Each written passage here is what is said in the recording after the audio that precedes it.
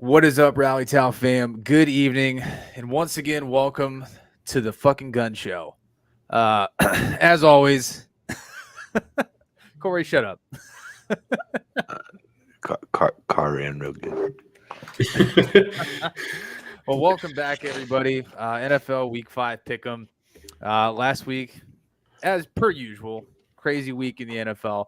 Obviously, a lot of things going on.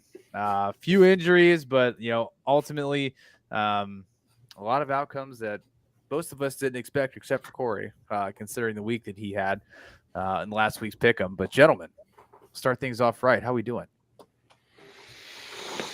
Good. Thanks for asking. Just happy I'm to be all right. here so I don't get fined. Yeah, I'm here so I don't get fined as well. It's been Fair. an interesting week. Dealing What with up, Rob? dealing with the backlash that has come with being a Bengals fan.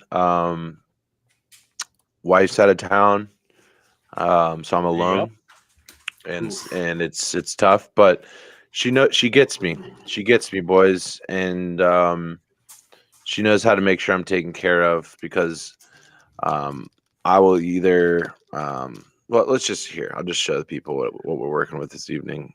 This is a Reese's. That's a Reese's nice Pumpkins. I've got a pumpkins.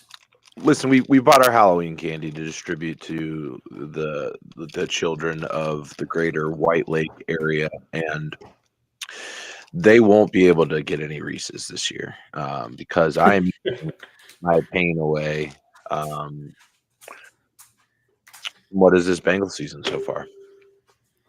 Yeah, it's definitely been a tough start for them. We will definitely dive into that a little bit later in tonight's show.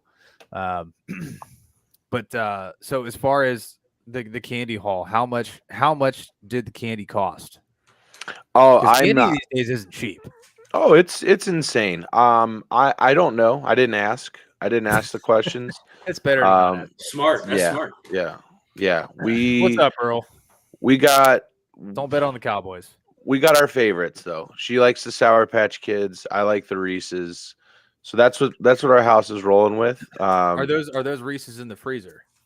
There are a select handful in the freezer. That's Keep good. keep that thing on me. Ice cold. Yeah.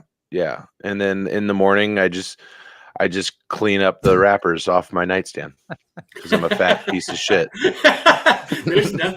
Honestly though, there's nothing better than just destroying your body with like 8 to 10 Reese cups. Yeah. And then just like you're on your phone and then you just fall asleep and you wake up and there's wrappers, your phone's on a fucking TikTok that you've watched probably 395 times. Your phone's about to die. Yeah. You're like, all right. It's like, so I've been doing that and then watching it is spooky season, boys. I've been watching Ghost Adventures, which if you're not familiar is the funniest fucking show that has ever existed that didn't intend to be funny. And I just Zach Baggins, right? Yeah, something shit like that. Western Michigan alumnus. We did a little digging on this fucker. And it's just so funny. Now, that being said, there are moments where Katie will like fall asleep and I'm continuing to watch it. So it feels like I'm watching it alone in the dark and I get a little spooked out. I think that's a natural thing. It's the same reason why when you're watching like a jump scare movie, all of the music leading into a scary part, it's at a specific decibel level. Yeah. Because that decibel it's level. The brown note. Yeah, kind of something like that. You're either shitting your pants, throwing up, or screaming. That's the three responses that you're supposed to have to it. But they put it there. It's intentional because your body naturally reacts to that. It just increases your heart rate naturally. Yes. And if it does not, it means you're a fucking psychopath. It means you and fucking Charlie Manson and Mr. Bundy, you probably are the same people. So. Yeah. I'm with you, dude. I'm a big fan of Ghost Adventures. I think that there's nothing better than when he gets in a panic and he's like, "Come on, come get me!" Yeah, come on, dude. The jokes we've been making have just been like they're like when he yells at a ghost, it's like borderline Like you're getting close to wanting to fuck one of these goats, aren't you, Zach? Yeah. You're getting close, buddy. Come get me and just ripping. Just come over here. At the same time. I bet you won't come over here and pinch these nipples. Bet you won't do that. Bet you won't. Oh, what's that? I'm just sitting here all alone in the dark. Ghost, come and get me. Yeah, guys are wild. It's borderline that shit for sure. And then it's like, fuck. It's like when you're really drunk and you're trying to talk to somebody and you think they're not listening to you and you're like, hey. And you just keep doing the thing where you're like, by the end of them talking to you, you're basically holding them by both shoulders hostage and they're scared. And you get that quick sober realization, like, oh man, I put this person in quite a bind. So through all that craziness, we got into like I was like sitting there just talking about like the people that they interview. And then I made a reference to something that I thought was just known by everyone. And I was like, and this here wards off leprechaun spells. This is a leprechaun flute that's been passed down to my family, which is Irish. And obviously I'm referring to the Alabama leprechaun video, one of the most famous YouTube videos of all time. Katie had never seen it. I've never seen it. You've never? Oh my God. All right, chat. Like we're going to put. It's one of the first. It's right up there with Unforgivable. It is right up there. Like, yeah. And then the amateur sketch. The amateur sketch is chef's kiss. It's beautiful. Wait, Bobby, did you never used to get onto E-Bombs World? I mean, I did, but not like that. Dude, you know, the longer we sit here and go on these tangents, the longer I have to do this with my shirt off. That's kind of the point. Yeah. So I would like to get rolling if that's okay with you guys. Yeah, I've been rolling since I saw you, buddy. Don't ever bet on the Cowboys, chat. Either way, we are up to 80 of $200, so we have $120 to go before I am fully clothed. So thanks for Josh, Charlie, and Taz for donating and getting us to where we are now. But without further ado, let's get into last week's results, and then we'll get into this week's game. So last week, Corey led the way, 13-3. Only 3 games he missed were the Browns, the Bengals, and the Steelers, all AFC North. Let's see. Aaron was second at 12-4. Todd and I were tied at third at 11-5. And then Josh was 11-5 for people who participated. This is their first week. Tez actually tied Corey at 13-3, but actually missed the Dolphins-Bills game as opposed to what's the game that probably the Bengals. Yes, the Bengals. He took the Titans. The Titans. So overall, pretty solid week. We've still yet to have anybody go perfect. I think we've had a few 15-1s, but never a full clean slate. So see if it can happen this week. Total overall standings going into week 5, obviously just for the 4 of us, since we've participated since week 1. Corey is now sitting in first place at 44-20. Aaron is 2 games back at 42-22. I am 3 games back at 41-23. Todd is 6 games off the lead at 38-26. Okay. Clawing back, baby. It's getting better. Clawing back. Crawling back in is still a long season. We're obviously only through a quarter of it, so still plenty of time to make up some ground. Carps at 29-19, and then Josh and Tez 11-5 and 13-3 respectively. So all right. All right. Without further ado, tomorrow night's absolute banger of a game. Jesus Christ! It could be a good game. It could be a good game. I don't think so. We've got the Chicago Bears headed to the nation's capital to take on the Commanders. Let's take the phone-in pick here from Aaron. Start us off, Core. Yeah, so Aaron coming in with Commanders over the Chicago Bears. He said, the game America has been waiting for.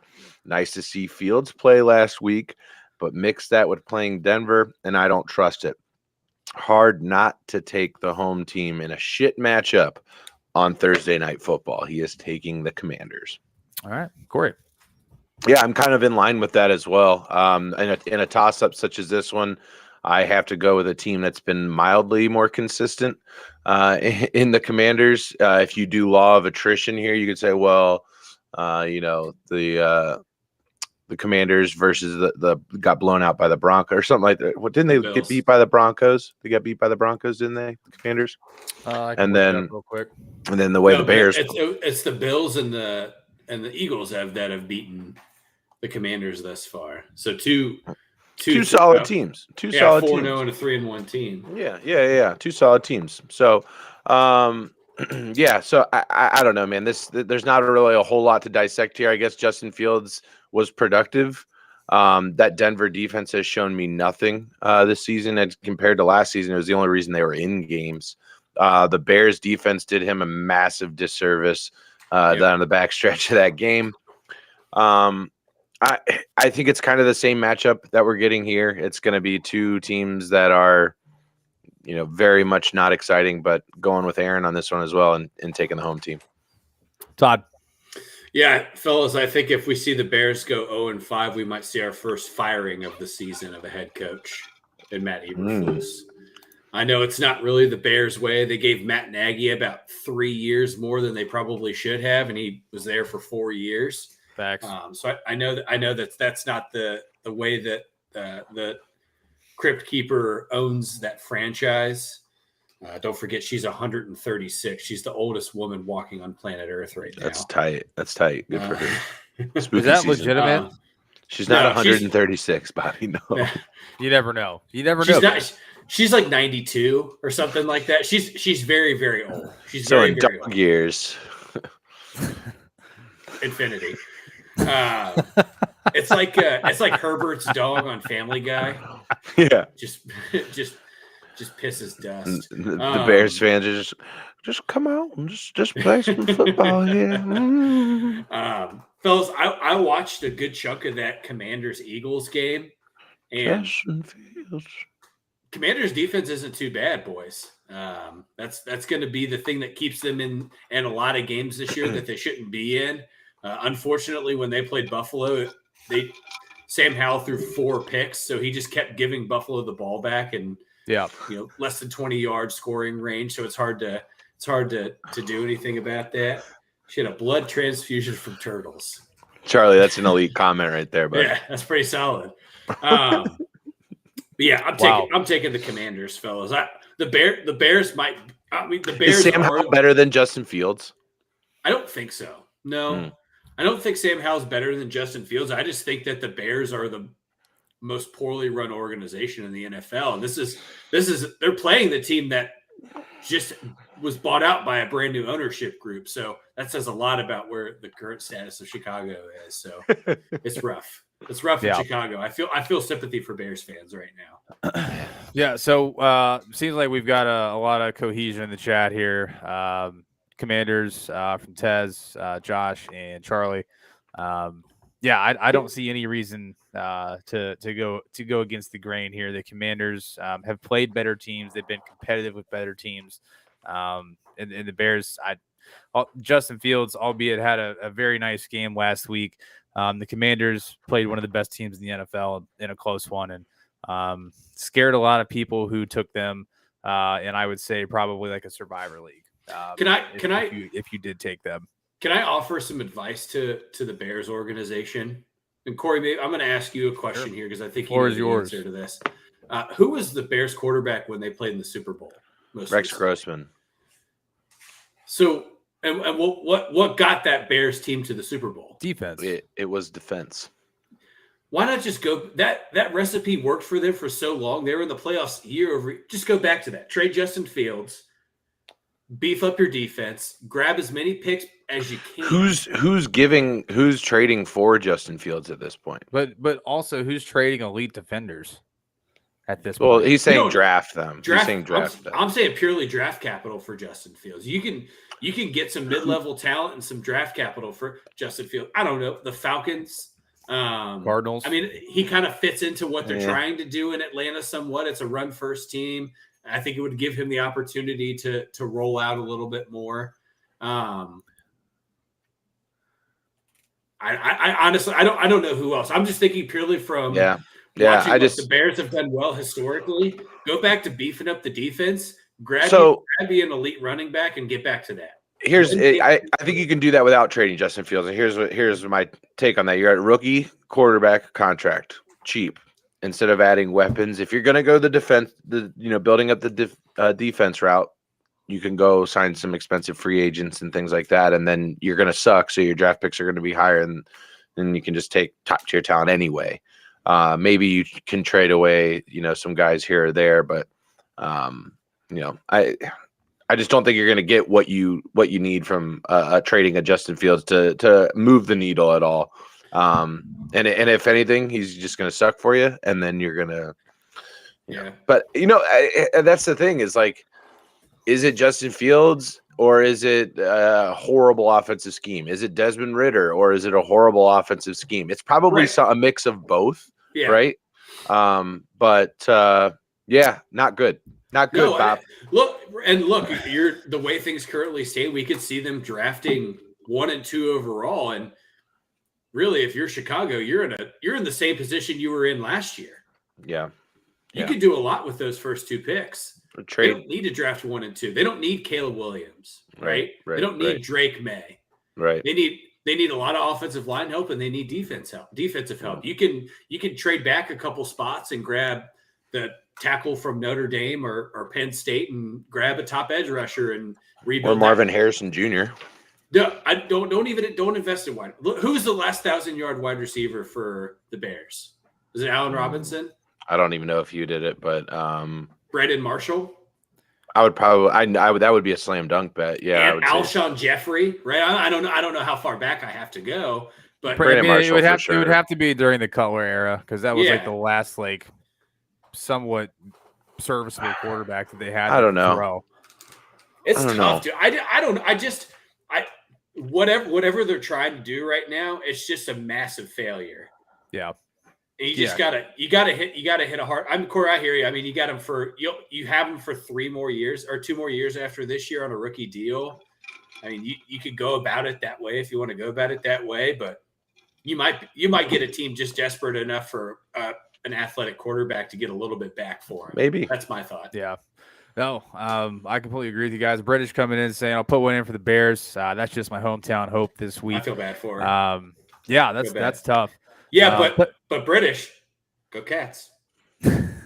Tony coming in saying Fields never going to make it in the league, fellas. Sorry, not sorry. I don't know who you're apologizing to. It's just British and Rob. Yeah. Fair enough. That's true. All right. Well, let's move our talents over to England, eh? We've got the Jacksonville Jaguars. Fuck you guys. That's beautiful. Keep it up. Don't do this whole thing in an English accent. No thanks. Taking on the Buffalo Bills. Interesting matchup here. The Jags, they've had time to adjust to the jet lag. The Bills are obviously just hopping off the plane. So they've got only a few days to do so. Todd, I'm interested to see what your thoughts are. Jags, Bills. I'm worried about Trevor Lawrence, fellas. Really? I'm sweating him a little bit. Yeah, I'm sweating him a little bit. I know he started off a little slow last year, but I watched it Toy Story way. I watched it normal way. Which, by the way, shout out to ESPN for putting together that toy. Declan watched almost an entire quarter of a game that way. A 2-year-old. It's pretty impressive. It is impressive, yeah. Yeah, I just watching that game. He looks. I think the thing that made him so good in the stretch last year was his ability to adapt on the fly and take a risk and be a big time player. And I haven't seen that from him. I don't know if that's decision making from a coaching side or play calling, whatever. But it just doesn't look the same for him. I know they've been there for two weeks, and they'll probably be there for just a normal franchise in 2 years. But I don't think the Bills are slowing down, fellas. Yeah. Not the way that offense has moved the last 3 weeks. I don't foresee Josh Allen trying to go into hyperdrive like he did against the Jets in week 1 and trying to, be the ultimate playmaker. I think that they score fast and and early, and then they just get to coast the rest of the game, and Jacksonville gets a lot of garbage time. So I'm taking the Bills here. Corey. Let me go ahead and get Aaron's pick in here. Apologies for not being ready. He is taking the Jags over the Bills. He says, I so badly wanted to take the Jags here, and I think this will be close, but I'm taking it. Bills played the Dolphins so well this past week, and I think they regress a little bit. Jags finally got a game back that they shouldn't win and get back on track. So taking the Jags here to right the ship, beat a big team. You know, they've got maybe the comfortability in London. And yeah, like you said, they've been in London for a little bit now, and they've had to deal with piss warm beer and seasonless food. So the Jags are hungry, dude. The Jags are hungry. Bland. It is. I can confirm it's bland food over there. It's bland. Yeah, and they're hungry. They're hungry, and after Sunday, they will still be hungry because the Bills are the better team, and they're the best team in the AFC East. I stand by that.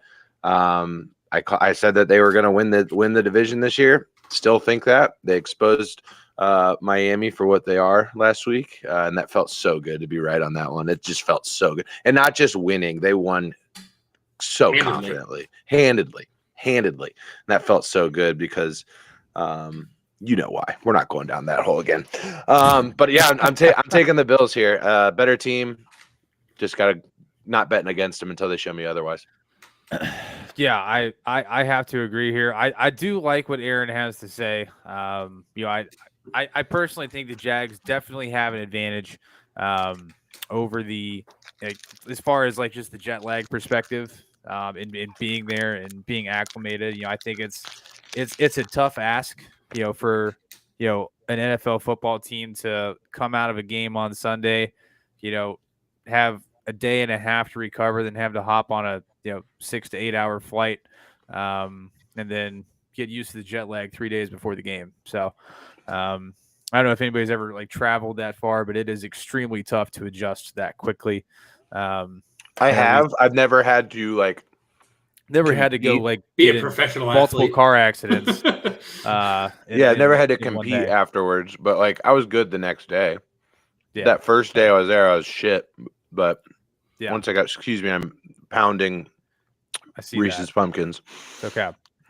But no, the Bills just put on an absolute fucking show last week, and with the way the Jags have been playing, I mean, Atlanta's not great.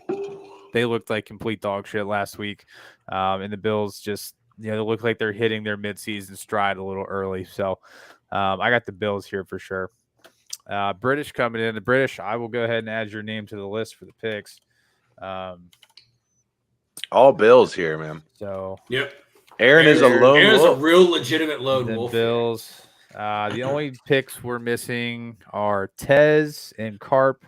So we'll follow up on those a little bit later. All right. Let's shift gears back over here. 1 o'clock games. We've got the Saints taking things into New England to take on Bill Belichick and the Patriots. I will start. Yeah, there we go. Love it. One of the hardest picks this week, I think. So I think this is a difficult pick this week. You know, obviously, Derek Carr had some injury issues last week with the concussion, but going into New England at home against the Patriots, I like the Patriots defense more than I like the Saints offense in this matchup. So I'm going to take the Patriots at home. The Patriots coming off a tough loss last week to the Cowboys, and obviously, you know, if I've learned anything, is that Bill Belichick takes everything personally, and I think he's going to come out and put a much better game plan together against a lower tier team than the Cowboys. So I got the Patriots at home. Corey, Aaron's pick. Yeah, well, I'll give you mine first because just kind of like to go off your comment of you like the Patriots defense better than the Saints offense. That's the exact opposite reason as to why I'm taking the Saints. I like the Saints defense better than I like the Patriots offense. And Aaron kind of articulates this point perfectly here as he's taking the Saints as well. He says, 3 straight tough defenses for the Pats, Jets, and Dallas. Coming up against the Saints makes it 3. Until I see Mac Jones play better, I can't take him. This game is going to be ugly. This game is going to be ugly. It is a little bit of a coin flip, but in terms of how I feel about quarterback play and between the two, surprisingly, yeah, I do feel a little bit more comfortable that Jameis Winston can at least facilitate the offense a little bit more than Mac Jones at this point. That's not saying a lot. Let me be very clear about that. But I got to make a pick here, so I'm going with the Saints. Todd. Yeah, so no Matthew Judon for the Patriots. I think that's a pretty big blow to what Bill Belichick's defense kind of runs through. Obviously, we heard about Christian triceps or biceps. Bicep, yeah. So he had a complete bicep tear. So that's traditionally 8 to 10 weeks of rehabilitation. No Christian Gonzalez. I don't think that's a rookie cornerback. That's not a huge loss. So they go out and trade back for J.C. Jackson today and got him for pennies on the dollar for what the Chargers paid for him. That's a traditional Belichick move there. If I've ever seen it. The Chargers still pay him $12 million this year, boys. They got to pay J.C. Jackson $12 million, and he has not been active for 2 weeks. Top tier organization. Healthy. Yeah, and he's been healthy. Yeah, so even if we get sprained AC joint Derek Carr versus Mac Jones, I gotta lean on the side of Corey here. I gotta think that the Saints defense is gonna take care of business better than the Patriots offense can take care of business. I think Mac Jones just sucks. Well, let's be clear. The Saints offense is fucking abysmal as well. It's bad too. You know who the leading rusher? You know who the leading rusher is for the Saints right now? Is it Derek Carr? It's Taysom Hill. That doesn't surprise me too much. And that's all. That's all from one game. Yeah, that's the game that Jamal Williams got hurt. Their leading rusher has 101 yards through 4 weeks. That's bad. Caramba. Yeah. And here's the thing: is that the Patriots' offense isn't much better. Ramondre Stevenson, who we all kind of touted going into the season, only has 164 yards through 4 games. So. Wow. Both sides don't move the ball well. I just trust 164 yards is actually equivalent to the amount of weight that Ezekiel Elliott put on in the offseason. So that's pretty crazy. He's a thick boy now. That's a fact. That's a thick boy. All right. So yeah, I am a complete lone wolf here. Lone wolf, baby. 100% by myself. Josh, Charlie, and British took the Saints as well. So I will British took the Pats. She took the Pats. Yeah, she's with you. Yeah, she's with you. Okay, sorry, my bad. I was reading. She's saying that Mr. Bill Belichick is going to find his way after last week's ass whooping. Yeah, no, there's a lot to fix there in New England, and I think this is a team that you can maybe pull one out that you shouldn't. So, all right, well, let's move on to another divisional matchup.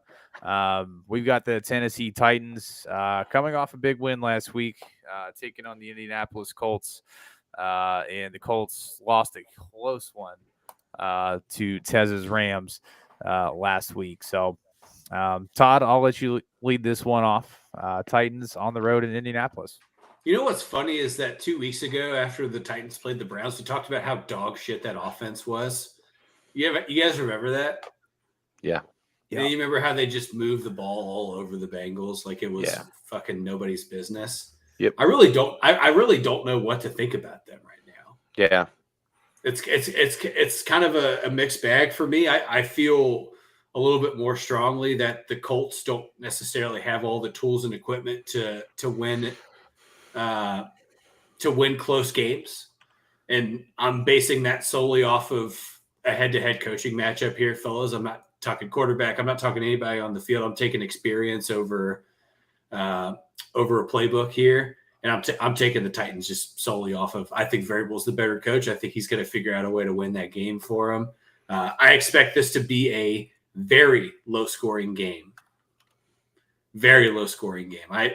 I've watched Anthony Richardson 3 of the 4 weeks thus far, and his MO is the same that it's always been, even when he was in Florida. The lack of consistency kills him in game. And he's not – and his ineptitude to not take hits is gonna come back to haunt him significantly at some point in time this year. The dude loves just getting the shit kicked out of him open field, and I don't understand it at all. and it's going to come back. That's just rookie mistakes, man. I don't think it's a rookie mistake at this point. I think that he's gets 4 games in, Todd.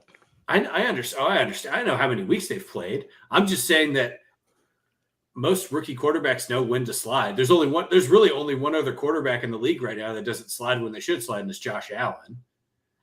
And Anthony Richardson's already had a concussion that's put him out and a knee injury that's put him as a game time decision. And he still last week just took open field hits. I think that's a decision that he makes to not make that slide. I think it's the wrong move. Yeah, fair enough. And it doesn't matter if you're a rookie quarterback or not in this league. You need to know when to make that decision. Yeah, I get what you're saying. It's a habit change is what I think it is more so than anything. And I do chalk that up to lack of experience. He could get away with that in college just because he's like the same size as a lot of guys, if not bigger. In the NFL, that's like not the case at all. Obviously. Sure. Yeah. Bobby, you want me to go or you got it? Yeah, go for it. So Aaron is taking the Colts.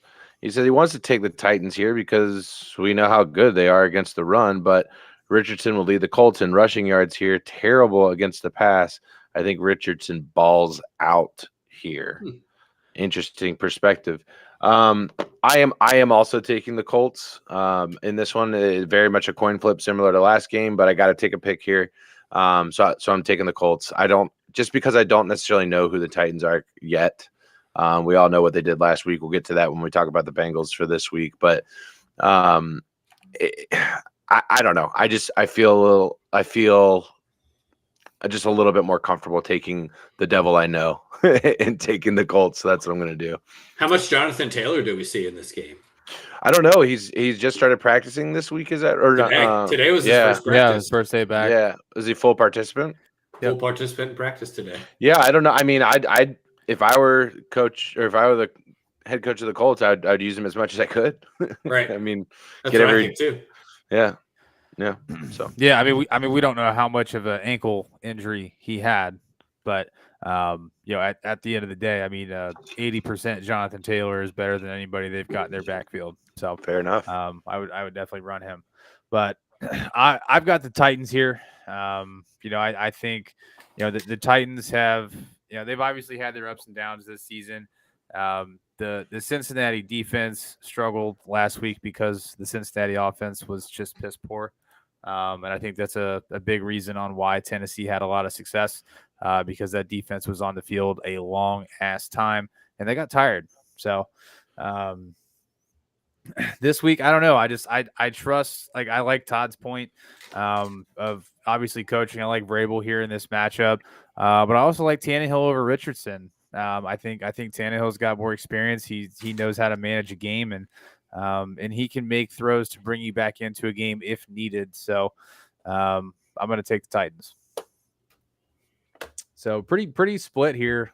Josh took the Titans, Charlie took the Colts, and British took the Colts. So pretty split here on the Titans Colts.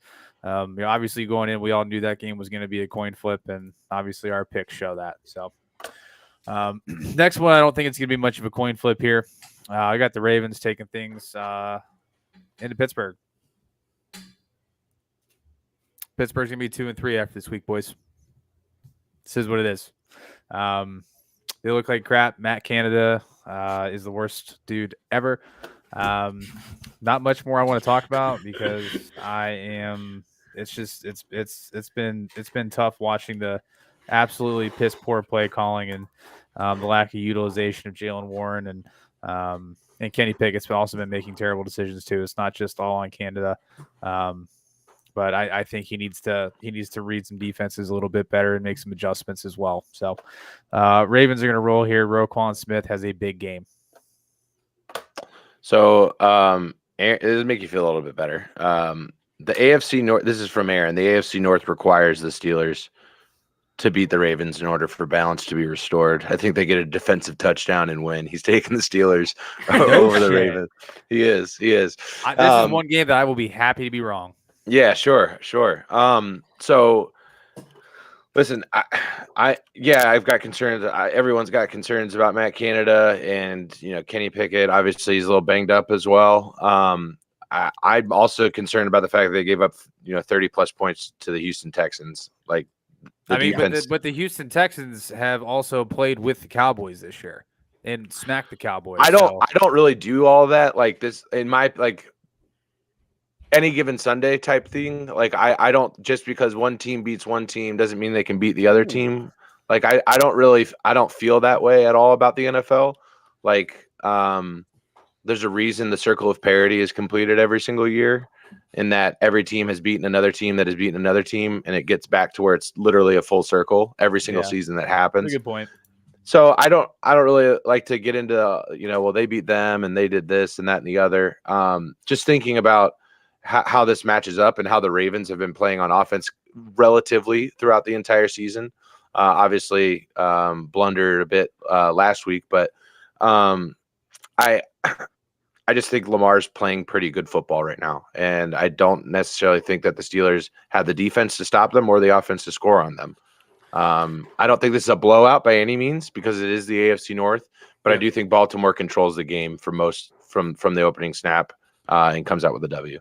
Yeah, I think this is a timed out game. Yeah, this is a timed out game for sure. I think if Baltimore can get 2 touchdowns it can get at least a 10-point lead on Pittsburgh in the first half, they just clock them out of this game, really, because unfortunately, it is what it is. The offense itself, you can blame it on Kenny Pickett, you can blame it on Matt Canada, you could blame it on Mike Tomlin. It's not working. Nothing. It's not cooking. It's not cooking, and something's not gelling. There's no comeback in that offense right now. I think the offensive line in Pittsburgh is still a big opportunity. I think that the offense as a whole is an opportunity. I don't want to get nitpicky here. Sure. But yeah, I think this is one where Baltimore just gets a quick 10-point lead and just never lets Pittsburgh claw back in. But I like Aaron's point of like balance needs to be restored in the world that is the AFC North, and it'll be my 1 p.m. game that I tune into on Sunday. Yeah, I'm rooting for Pittsburgh. Don't get me wrong. Like I'd love for them to beat the Ravens. Wouldn't we all? Or at least I would. Fuck the Ravens. Tony, if you're in here and you want to catch up on the picks from tonight, just let me know and I can run through the games really quick. Tony's also taking the Steelers. Let's see. I haven't heard from British did say the Ravens. Okay. So sorry, there are 1, 2, 3, 4, 5, 6, 7, 8, 9. There's now 10 lines of picks. So we are stacking up here, growing exponentially week over week. So we, for the 4 of us, we got a lone wolf this week with Aaron. And even most everybody else has the Ravens with the exception of Mr. Taylor. So it should be an interesting matchup. Obviously, AFC North, it's always tough. It's always a coin flip. But I mean, there's just a point where like even like in games where it's like Cincinnati, Pittsburgh, and or Cincinnati and Baltimore, like whatever the matchup is, you just feel like there's teams that have momentum going in that should win, and this is a game the Ravens should win. Will they win? We'll see. All right, let's take our talents up to the land of Mr. Corey James. We got the Carolina Panthers taking things up to Detroit to take on the Detroit Lions. Corey, it's your hometown. Lead it off. Yeah. Do you call it a hometown if you just live here? Your current city. Do you have a home? Do you have a home near Detroit? Near Detroit, like technically we all have homes near Detroit, relative. Like compared I'm 5 to hours away. That is not near. Okay, compared to someone in Saudi Arabia, you are near Detroit. All right, that's what I'm saying. All right, relatively. Just shut up. Just relatively. Make your fucking pick. This one is pretty easy. Aaron sums it up great. He says easy. Carolina sucks. The Lions are good. Super happy for golf. Remember the Rams had to send an extra pick to unload his contract. Looks like a bargain now. Lions, I agree. Lions win big in this one. Don't need to spend a whole lot of time talking about it. They look great. They made a statement win against Green Bay on Thursday night last week. A lot of extra rest. There's nothing better than watching Sunday football with a win already stashed in from a Thursday night victory. Congratulations to the Lions fans. Enjoy the ride while you're on it. Soak up every moment of it and keep winning. Lions. Yeah, I got the Lions too, Todd. Yeah. I don't really have anything of value to add here. Let's take the Lions. I mean, the only thing I would like to see is a little more Jahmyr Gibbs, just for my fantasy purposes. But let's talk about that. That's really the only thing I want to unpack here is Jahmyr Gibbs. No, and that's a really great point because there is a growing feeling, at least in the loudest people in the room, in the greater Detroit area, that Jahmyr Gibbs was a wasted draft pick. Yeah. And that is the dumbest thing I have ever heard. Because I'm not sure if they've actually been watching the Lions, but that kid is unbelievable. Pull up his stats for the season. He's averaging 4.9 yards per carry. Bitching about a backup running back averaging 5 yards a pop is the dumbest thing I have ever heard. Every team would love to have that. Yeah. Every team would love to have that. David Montgomery has just been really good, and he can do a lot of things. So it's a really good problem to have, to where you're like, well, Jahmyr Gibbs just isn't really doing a whole lot of explosive plays like David Montgomery. He gets a quarter of the touches, ladies and gentlemen, a quarter of the snaps. Let's just calm down a little bit. Jahmyr Gibbs is just fine, and he's doing a great job. He is. From a fantasy perspective, no. I wish he got more touches. Yeah. I know you. I wasted a high draft pick on him. Yeah, I get it. And we get Jameson Williams back this week with the new gambling rules. In the grand scheme of the end, yes, they did readjust the gambling rules, and they are very, very harsh. So if you are an NFL player, do not bet on any types of football, especially your own team. Yeah, just not the you will never play again. Just don't do it while you're in a facility that is a part of your organization. Just don't do it. Yeah. That seems like a really simple rule to follow, right? Like yeah, you can't be getting on DraftKings at halftime. Like, sure. Could you imagine though? Yeah, could you? Yeah, but could you imagine? Ask Jameson Williams. You think any refs are fucking around on there? I do. I think that'll come out eventually too. Yeah. I mean, it already happened at basketball. So yeah. I mean, you guys saw the Jets Chiefs game last week, so I mean. Ooh, saucy. Hi. We'll get there. The problem, it's me. We'll get there. That's a saucy comment to make. Yeah. See what I did there? Sauce Gardner. Earl, you're a dick. Moving on. All right. We've got the Houston Texans headed on the road to Atlanta to take on the Falcons. Falcons, man, they've had a tough week and a half. Traveling to London, getting their ass kicked, traveling back to Atlanta. And now they have to take on a team that's coming off a gigantic win. Who wants to lead this one off? Let's let Aaron lead this one off. All right. You got the next one, Todd. So Aaron is coming in saying, been super impressed with Stroud this year. Carolina has to be kicking themselves, but he has to come back to earth a little bit, right? I predict a weird AFC versus NFC matchup here. He is taking the Falcons over the Texans. I expect that. Yeah, I can't subscribe to that. The play out of CJ Stroud has been better than that of Desmond Ridder, whether that be scheme or actual gameplay. And you know, I watched, everyone like Desmond Ridder's terrible. The only receiving option that he has open that has separation at all is Kyle Pitts, and they refuse to utilize him. Yep. Every other throw Desmond Ridder has to make, the receiver is draped. It's not like he's missing wide open throws. That's not what's happening here. They use Jonnu Smith. He's their leading receiver. Pitts. Yep. He's the Falcons' leading receiver. Like, what? They do. Why? It's insane. Yeah. It's insane to me. I don't understand it. And Kyle Pitts, when he gets the opportunities, it's not like he's dropping balls. In fact, I've seen many a play or many a film breakdown where Kyle Pitts is standing there having a tea party by himself because they're just not looking at him. They're not utilizing. So like defenses don't even scheme for him. Is this some long play to just like shock the league and then just like blow up Kyle? Like, oh, they don't even use him. We don't have to double this guy. I don't get it. So I agree. Like Desmond Ridder has not been making like, wow, that was a really good throw. He hasn't been doing that, but it's not like I'm not seeing him just miss wide open dudes. Like he has contested throws on everyone, it seems. Often, yeah. So, and again, is that scheme or is Drake London not really good at making separation? Is that kind of what we're seeing here? I'm not well versed enough in the Falcons offense, but from what I have watched, I'm not seeing just like yikes throws from Desmond Ridder. So, I'll take a little bit of both in that regard, but CJ Stroud, man, I continues to make me look really smart, and thank you, CJ, for doing that. But I like the way he's playing. Texans seem to have found something here. The defense is playing pretty good. I'm going to go with the Texans. Todd.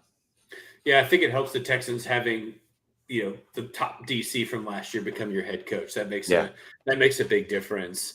Just to piggyback off the Falcons, kind of what it looks like for them offensively, it's really it reminds me a lot of watching the Steelers offense, fellas. And I'm not trying to dig a grave here for Matt Canada, but a lot of what Atlanta is based off of is the wide receiver creating their own separation and trying to get open, and it just doesn't happen. And Drake London, excuse me, Ridder threw 2 picks last week, and both of them were. There was one person that he had to throw the ball to, and everything's heavily contested. The one pick was a bad read on Desmond Ridder's part, 100%. Yeah. He didn't even see the safety sitting right there. He threw it. Cisco crept right in front of him. Yeah. Yeah. Right. Yeah. But on the opposite side of that, and we're talking about CJ Stroud, being the best quarterback. The Panthers are kicking themselves in the ass for not drafting him. He's a history maker already, fellas, for the most part, right? We're talking about most attempts without an interception to start your career. That's a thing that he should hang his hat on. I read a really interesting article about him today that he nightly hosts team dinners in his home, brings teammates into his home to just talk about, life outside of football and just trying to establish connections. That's on both sides of the ball, all 3 sides of the ball. That's a leader move. I think that's something that I'm glad that article came out about him. I think that's an important thing that says a lot about his character, and it says, and I think it reflects on the field. That's kind of what I'm getting at. On the field, it looks like everybody is playing with him, right? And we're talking about a team that's playing with the last 2 weeks at least with a second and third string offensive line, and they put up 30 points 2 weeks in a row. So I asked this last week. I'm going to ask it again. Is CJ Stroud the best quarterback to come out of Ohio State? Yeah. Ever, or like since the year 2000? I mean, I could say ever. I mean, is there a difference between those two? I don't know. I'm just. I mean, I guess if you're basing it purely off of where he currently stands in his career versus the rest of them, you kind of have to lean that direction. Isn't that a crazy sentence though? He's winning. He's the other than who was it? Who was the quarterback that won the Heisman for Ohio State that played for the Ravens? Troy Smith. Yeah. Troy Smith is the winningest quarterback from Ohio State since the year 2000. In the NFL? Mm-hmm. Yeah. It's just an interesting thing to think about as we watch CJ's, first season kind of unfold. That could already be cemented by the end of the season.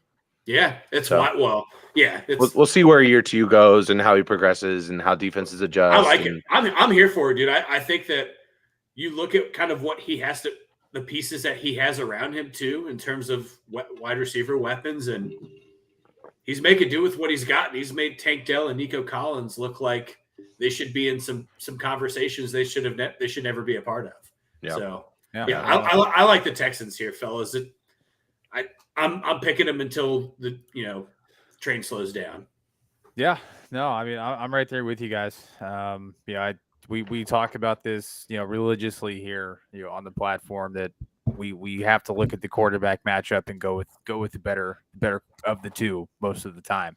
And right now that's CJ Stroud, and that's not even close. So Texans, that defense looks great. Their offense is firing, and the Falcons just haven't seemed to, put a cohesive product on the field just yet. I think there's a lot of talent in Atlanta. Bijan Robinson is an incredible running back. Yeah, he's as prescribed to me. You knew exactly what you were getting with him in Texas, and he's exactly as prescribed. Yes. Yeah, he is exactly what everybody thought he was going to be, and then some. And it's just been an absolute treat to watch him just juke dudes out of their shoes and just see him create space. So I got the Texans here. Aaron is the ultra lone wolf. Everybody else took the Texans. So It's his Aaron, third lone wolf, I believe, between the four Yeah. of us. Aaron, yeah, that is his third lone wolf. He's either about to have a great week or we're going to catch up on him. He's got the Falcons by himself. He's got the Steelers by himself, and he's got the Jaguars by himself. So, yeah, he's either gonna take a dive or obviously take first place back. So we'll see how that goes. Next game on the slate, Todd, let's lead this one off. We got the New York Football Giants taking their talents to South Beach to take on the Dolphins. So, what do you got? I'm just taking the Dolphins. I don't want to give the Giants any time. Okay. I really don't. Yeah, that was pathetic. Just pathetic. Anyway, Aaron's saying Dolphins lost last week, and I still think they are still a good chance that they are an AFC Championship team. God help the Giants for the ass kicking they are about to witness. He's taking the Dolphins. Dolphins got smacked in the mouth. Do you think the Dolphins put up 70 again? No. I think they were humbled by getting their dick put in the dirt last week. And I don't think that even if they could, I don't think that they do that. I think the Bills went out to send a message last week and they accomplished that. Yep. It's weird how the greatest coach in NFL history didn't scheme up a little bit better to be prepared against the Bills last week, but it didn't happen that way. But they're going against an inferior team this week and they're going to get a win. Dolphins big. Yeah, I don't think we need to spend any more time on this. Dolphins across the board. Wouldn't it be so funny though? Even in chat. I mean, if that's the game that we lose, then I'm happy with it because it would just be hilarious. So funny. It'd be so funny. So Tony, it must be like when the Cowboys lost to the Cardinals, huh? Tony, actually, hold on. No, I'm sorry. Tez, these are the games that I need you to pick real quick. I tagged you in a comment. So Bears, Commanders, Jags, Bills, Saints, Pats, Titans, Colts. Mr. Taylor, these are the games I need you to wait. Why is that the same comment? Yeah, I don't know. You put them up there twice. Well, you put the slash back in. So, first one didn't have a slash between Jags and Bills. Oh, I must have done it wrong. The first four games, they're there. So just please make your picks. Go ahead, Corey. Yeah, just going to take a quick opportunity here to plug our audio platforms. We are on Spotify. We are on Apple Podcasts. We are wherever you get your podcast. We love you guys coming in here in the chat. So if you can't make it the whole show, we get it. Sometimes we go like 2 fucking hours. We don't expect you guys to stay on that long, but you can always catch it the next day. They're up before noon every Thursday, so you can get all of your line to gain action wherever you get your podcast. If you're listening to us on Spotify and you're wondering who are these people that we are talking to, well, we do live streams every show on Facebook and on YouTube. Make sure you are following and subscribe to both. It is the easiest and the most free. It is literally free way to support the podcast and everything we do here, getting the message out and growing the Rally Towel Sports family. As you can tell, we love all of them very, very much. You guys are fantastic. Thank you for coming and hanging out with us tonight. Bobby, let's keep it rolling. Awesome. Tez, sorry that you're working, buddy, but I appreciate you being in here and getting caught up on those picks. So thank you. Tony's still waiting on yours. Tagged you in a comment. If you want to get back to me on that, that would be excellent. Yeah. All right, guys. This is a game that I don't know how forward how much you're looking forward to talking about it, but we've got Cincinnati Bengals taking things on the road out to Arizona to take on the Cardinals. Cardinals have played much better than we all had anticipated. At least they've exceeded my expectation, although they still have they're still not great, but they've played better than we thought they were going to, or at least better than I thought they would have. And the Bengals obviously not meeting anybody's expectations, but a lot of things happening in Cincinnati. Do you guys want me to start? Do you want to go with Aaron's pick? Go ahead. Yeah, I'll lead it off because I figure you guys want to talk about this for a bit. I know last week we were saying that it was a must-win for the Bengals, and it was. And The fact is that Joe Burrow is not healthy. Joe Burrow is not even 100% close to being healthy, and it shows.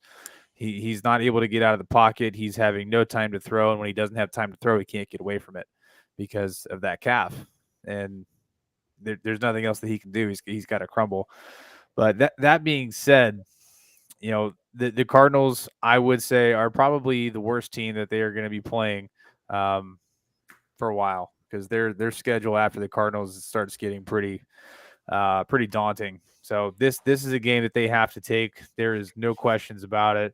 If the Bengals don't win this week, then they're just going to have to pack it in at that point. I mean, you can't start 1-4 and expect to do anything with that season. So this is a absolute must win for the Bengals. They have to do whatever they can to get this dub, even if that means pulling Joe Burrow and doing some crazy shit. So I know Burrow's slated to start, but man, it just seems too risky at this point. I think they need to just try to win with the backup and go from there. But I'm still taking the Bengals here. The Bengals have to win this game, and their backs are against the wall, and they're going to show us what they're made of this week. And well, we will see exactly what that is. So, Todd, Corey, whoever wants to go. I can go ahead and give Aaron's pick, and then I'll let Todd round this thing out here. Aaron is also taking the Bengals over the Cardinals. He's saying it's 4th and season for the Bengals here. He said, I think they come out firing, or it's doomsday in Cincy. And we talk about Zach Taylor's job security. So a couple of things there. I think he's 100% right. I think it is 4th and season. If you win this week, you don't necessarily have to win next week. Absolutely right. But this is, if you lose this week, it's over. 1-4 is an insurmountable hill to climb, particularly looking at the current play of their opponents moving forward. The Bengals have the toughest schedule in the NFL moving forward from this point on. After this week, it's bad. So, in terms of Zach Taylor, I kind of stood on a soapbox. Was it last week or the week before? And I'm back. I'm back in the same place that I was. And most of it is based on Zach Taylor's inability to utilize what has been the best part of their offense for the entire season so far, and that has been Joe Mixon. I don't understand the willingness and the malpractice at this point to drop a quarterback back 40 times when he has a bum leg. I don't understand the logic there. I understand you want to get them in rhythm. You want to do this, that, or the other. But Joe Burrow had time last week, and it was they were it was coverage sacks that were happening. One time Jeffrey Simmons got right up the middle on Cordell Volson. That happened. That was the third down play. Yeah. That absolutely happened. That absolutely happened one time. And to say that that's not going to happen a week in the NFL would be silly. But Joe Burrow of old, just last year, would have been able to kind of move out of that quickly or make it, and he doesn't trust his leg enough to do so. They don't feel confident enough to put him under center. Joe Burrow hasn't taken many snaps, if any, under center this year, which limits what you can do from a play action standpoint.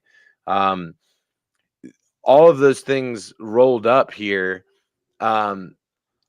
It just, I honestly do think Zach Taylor's job is in jeopardy if they continue to mismanage this in the way that they have. And it's not just about the losing here, guys. It's the game plan or lack thereof that the Bengals have had the last couple of times, even against the Rams, which they won. And Joe Burrow looked pretty good, minus plus 15-yard air passes.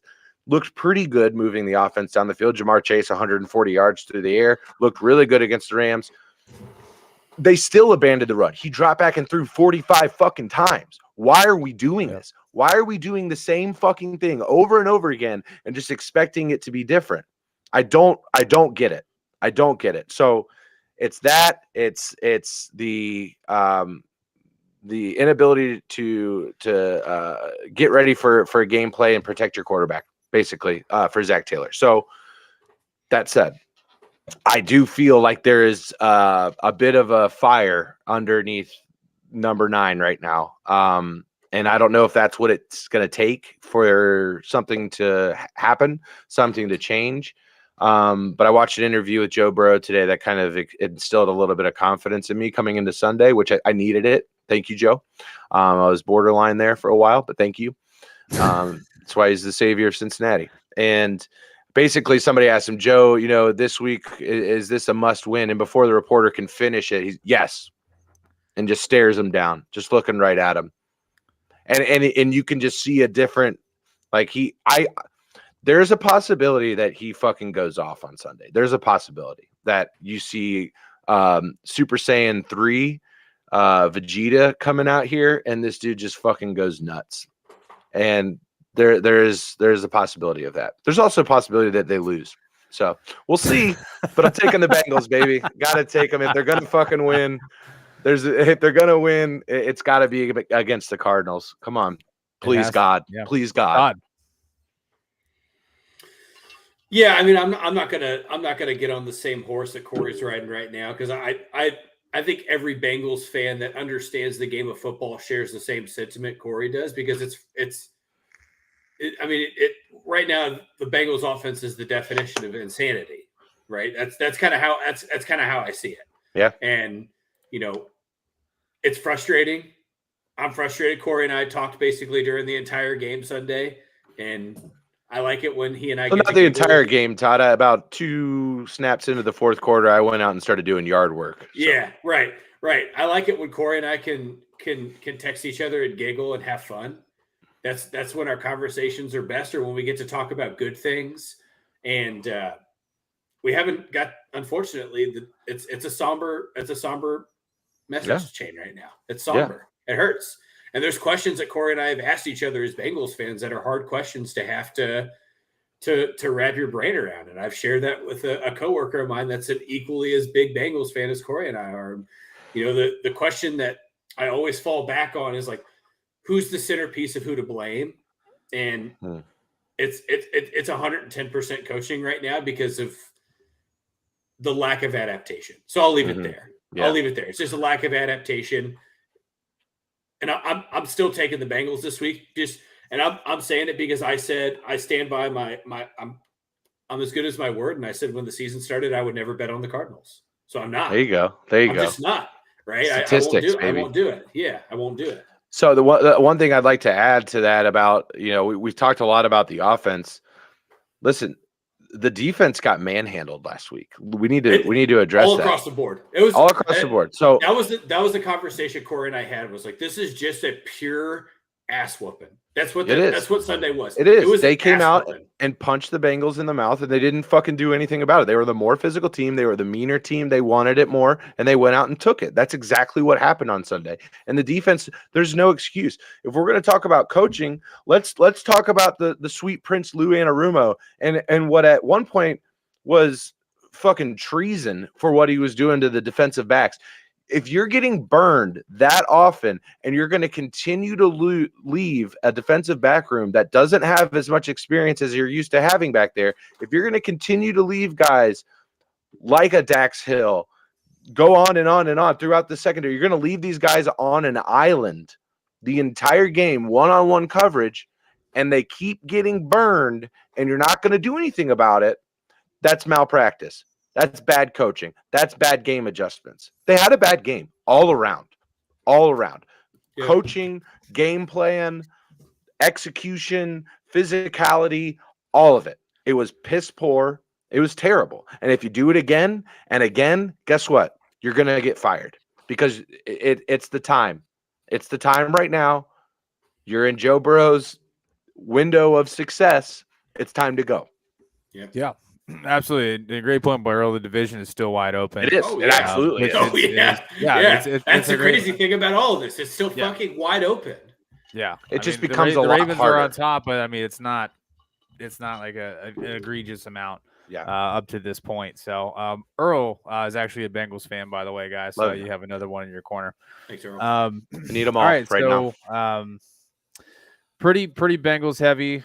We had a couple go against the grain. Tez and Charlie took the Cardinals. We'll see what happens. We'll see what happens, boys. Earl saying it wouldn't fix the issue this year, but P. Ryan was better than Mixon. I don't agree with that at all. No. He was a big part of that backfield. He's a really good third down back. He's a really good pass No. blocker. He's nowhere near the runner. That's just not true. I agree with that statement, but in the other facets of like protection, which is what Burrow needs right now, Joe Mixon lacks. This my isn't, opinion. but this isn't like last year in terms of the sack. The sacks are happening because Joe Burrow can't move. That's why they're happening. Like if Joe Burrow is as mobile as he was last year, I don't think that's happening. Like it's just not. Yeah. He's able to. There's just no lateral movement or No explosiveness coming elusive. from. There's nothing. No, elusive yeah, in I mean, him I anymore. That's completely- where I he completely- shines. That's Yeah. where he shined at LSU. That's where he shined the first 3 years. Got my comment wasn't attacking. I'm not disagreeing with you. The rest of it. I'm just I'm not arguing with you. I'm explaining my point, and I'm explaining what I'm trying to say. It's not a pushback on you. no. I'm just like my point is that he's a better blocker, and that's what they need right now, as opposed to somebody who can run the ball. Sure, that's what a At- third at a- down at a back high does. level, That's so, what a third down back does. Sure. All right. Well, let's move on here, boys. We've got the Philadelphia Eagles, obviously winning a very, very close division game last week against the Commanders, taking on the Rams, who, in my opinion, have been a lot better than everybody thought they were going to be. So, Eagles at the Rams. Corey, lead us off. Eagles are the better football team. I'm going to go with the Eagles. The running game that they have there is second to none in this league, and they're also a really good rugby team, and that seems to help them. And so I'm going to go with the Eagles. The old thrust machine coming into action. I'm just looking at the Eagles' schedule here over the next few weeks because I'm just genuinely curious when they're going to grab their first L. I don't think it'll be week. surprising. It'll be surprising. Yeah, so they play the Rams this week. I'm taking the Eagles this week. I trust that the Eagles pass rush is going to get to that Rams offensive line. We watched it happen 6 times against the Bengals. I believe that the Eagles can do something similar to that Rams offensive line. Matt Stafford is forced to make errors. That's kind of what I foresee happening there.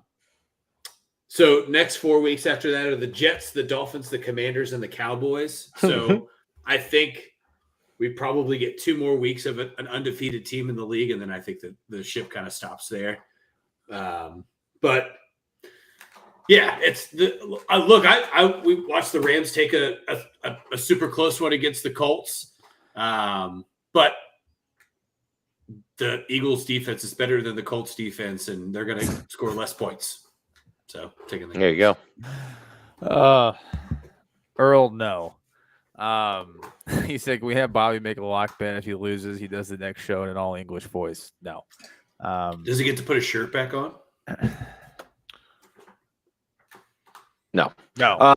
Earl made a comment about trading Joe Mixon as well. He said you could have traded Mixon for an O-line upgrade. The only problem with that is you have to have a buyer. You have to have somebody willing to buy for that, and that doesn't also happen. has Like, somebody you want. Yeah. well, right, but like the point I was getting at is like the running back market. You know what I mean? Like Dalvin He's Cook, not Christian McCaffrey. Saquon Barkley, like some of the best running backs in the league are getting shit deals. Jonathan Taylor, like what is Joe Mixon going to get? The return on that isn't going to be enough to be an upgrade anywhere. So yeah, it is what it is at this point. Got to go out and win on Sunday. Yeah. All right, let's get caught up here. So we got a couple votes for the Rams here. Tony and Tez taking the Rams. Tez, obviously a Rams fan. I get it.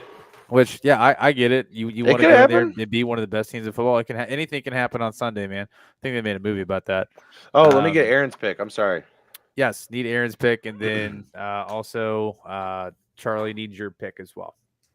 Aaron is saying Rams have played way better than I thought this year, but the Eagles are a class above the rest. Eagles over Rams.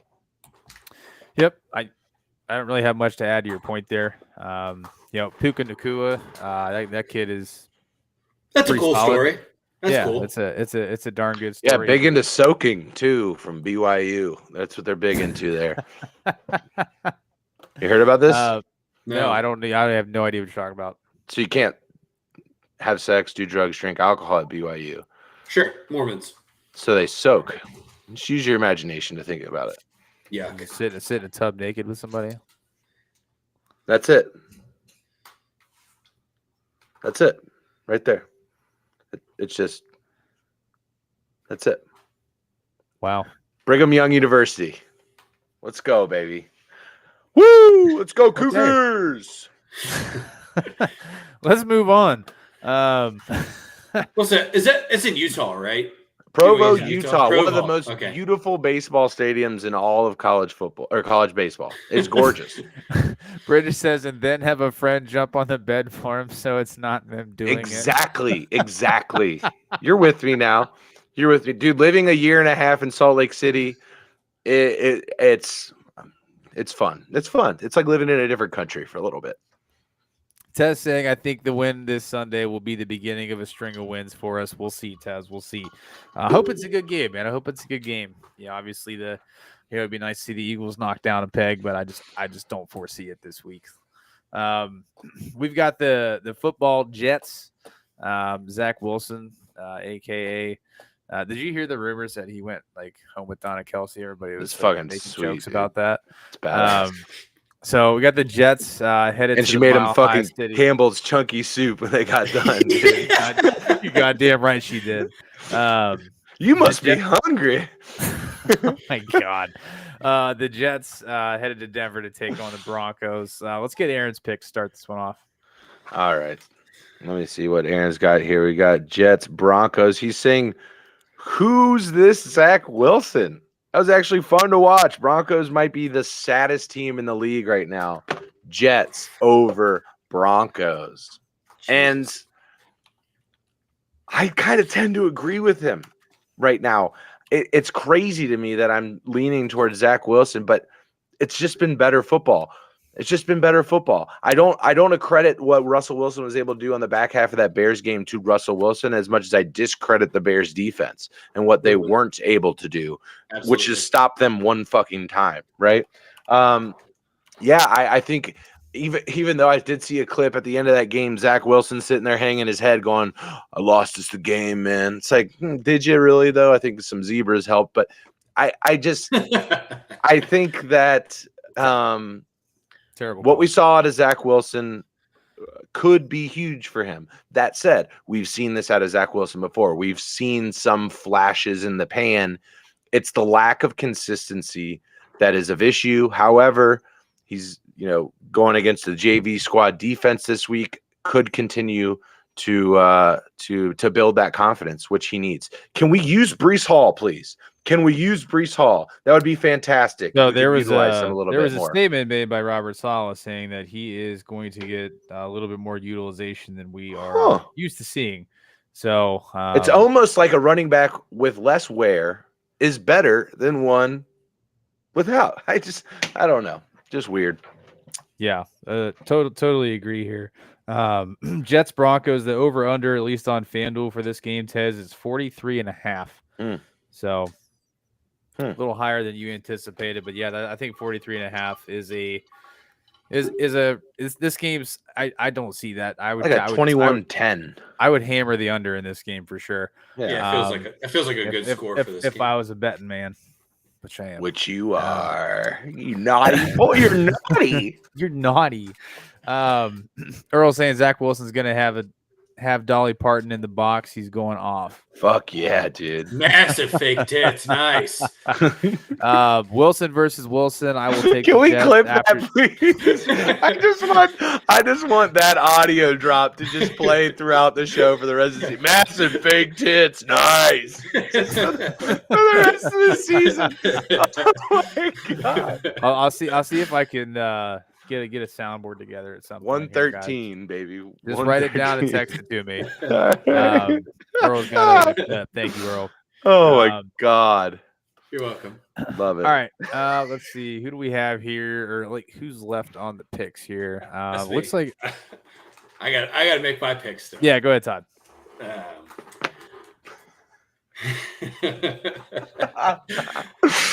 Nice tits. Dude, that's just so funny. Oh man, I'm taking the Jets. This Jets defense will just fucking run circles around Russell Wilson in that offense. It really will. It's a low score. The over-under for this game is only a point less than the Cardinals Bengals over-under, which I guess like tentatively makes sense based on the Bengals scoring history to start the year. Lack thereof, yeah. So actually, and 5 points more than the over-under for the Ravens Steelers game, which is 38, which is wild. I would still take the under in that game. Yeah. So the Broncos released Randy Gregory today. Did you guys see why? No. They're taking a youthful approach. Oh, I did read that. So they're tanking. Yeah.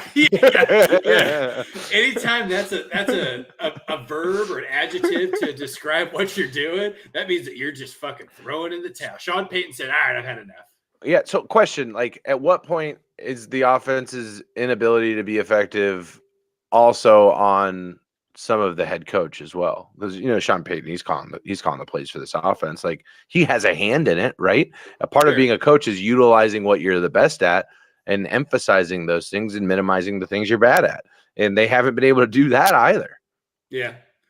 Yes, I'm looking at point totals. I mean, obviously they're 1-3, 16 against the Raiders, 33 against the Commanders, 20 against the Dolphins, 28 last week. Okay, not bad, not bad. So they're putting points on the board, right? Yeah, that's fair. That's my starter here. Is that's at least a thing that they're doing. They're at least scoring. Whereas last year they were losing, 13-5. Right? That was a game that they played last year. I believe they only scored 5 points or 8 points in a game last year. Thursday night football. Yeah, that's what I'm thinking of, right? So last year it was like Russell Wilson's a fucking robot. He sucks. He's, his lithium-ion batteries it's starting to fade out. We gave out all these fucking things about him, and now it's not the offense anymore. It's fucking Vance Joseph's defense, right? And it's a dumpster fire. And look, we've talked about how athletic Justin Fields is, but what do you have, 360 yards over the air, something like that against that defense last week? And Sam Howell did the exact same thing, right? Yeah. I think that the Broncos are a close second to the Bears right now in terms of how bad they are as an organization as a whole. I'm not trying to shit on the Bears. I'm just calling things as I see them in real time. Sure. I'm taking the Jets solely on that defense is top 3. It's elite. Yeah, I mean, this is a game I'm not going to go against the grain for you guys, because I just don't believe in the Broncos. Yeah, and they will not call defensive holding on Sauce Gardner in this game in the fourth quarter with less than 2 minutes left. No, nor will they throw that flag after the ball has already been picked. So, it's man, what a very disappointing way for that game to end. That's all that I have to say. We don't have to dig into it, but it was such a great football game, and for that to impact that game, none of us have any dog in that fight, by the way. Yeah, fuck the Chiefs though. Okay, y'all just got more beef with the Chiefs than I hate Patrick Mahomes at this point. I'm that fucking Kenny Powers sounding motherfucker. I'm done with it, dude. It does sound like Kenny Powers. That's just shut the fuck up. That's probably like Kermit the Frog, though. It's if Kenny mixture. Powers did it's Kenny Powers on Whippets. Yeah. Todd coming in with the one-liners tonight. This is great. It's in here all the time. All right, well, saving it. Speaking of Kenny Powers on Whippets, we've got the What? We've got the on Whippets. We've got the Kansas City Chiefs headed to Minnesota to take on the Vikings. Todd, what are you watching over there? Did the hub? Yeah, did the hub? Yeah. Does anybody want to do the little sound bite for that? It's Pat McAfee. That's who you got to blame for that. It's Pat McAfee that was coming through there. Thanks, Pat. I didn't order a pizza. A plumber at 10 o'clock at night. This is crazy. My car broke down. Can you help me out? Yeah. All right. We got the Chiefs headed to Minnesota to take on the Vikings. Corey, who you got? Let's see. Where is Aaron's pick? Let's see. Sorry. He says, I mean, do I really even need to justify this one? Chiefs. He's taking the Chiefs over the Vikings. Let me justify it for you with nothing other than statistics. This game is at what time? 4 o'clock. Give me the Chiefs. Todd. Yeah, the Vikings aren't winning close games anymore, fellas. That ship sailed. So that's a Viking joke. Yeah, I was gonna say, yeah. There you go. That's a little Leif Erikson joke for you. Yeah. Oh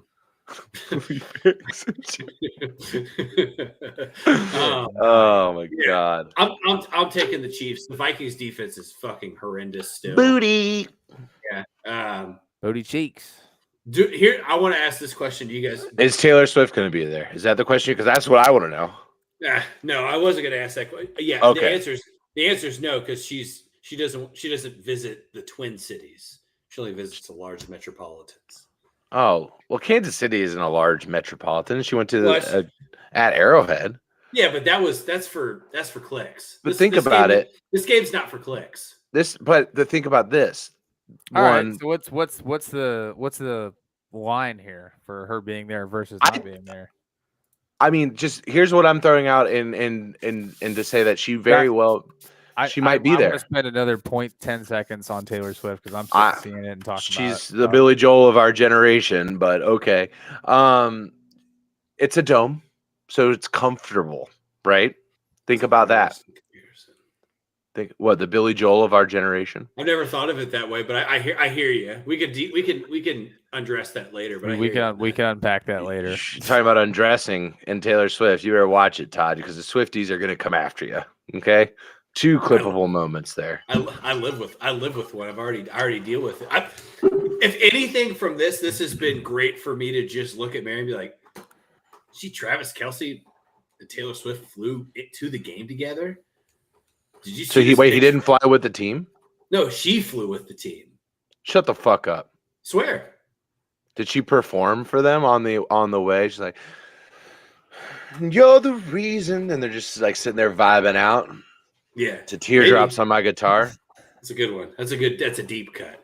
That's a deep cut right there. Deep tracks only.